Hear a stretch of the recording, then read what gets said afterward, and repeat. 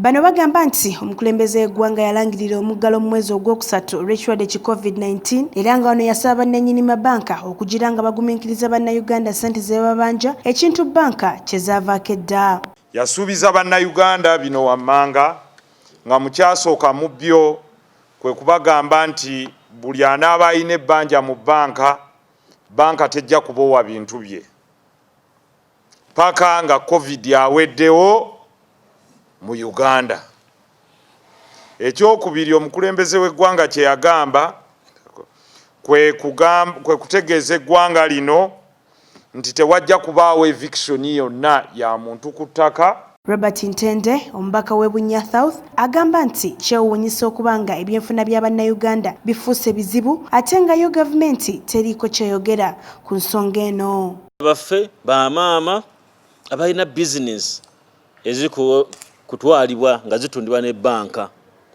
So ate nga President Museveni, President waffe, ate nga ekibiina kyaffe ky'NRM kyekiri mu buyinza, ate nga ekyamazima kyekiri n'abantu bonna, kitunule mu nsonga eno kiyamba bannayuganda balobe kubatundako byabwe, balobe kufiirwa, baleme kufa na kwetuga.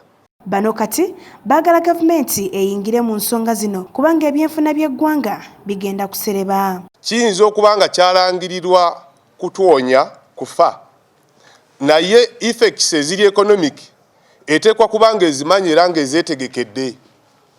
N'olwekyo abantu tebayinza kutuuka kuggalawo masomero, kuggalawo maduuka, kuggalawo makolero nga gavumenti efuuse kyesirikidde.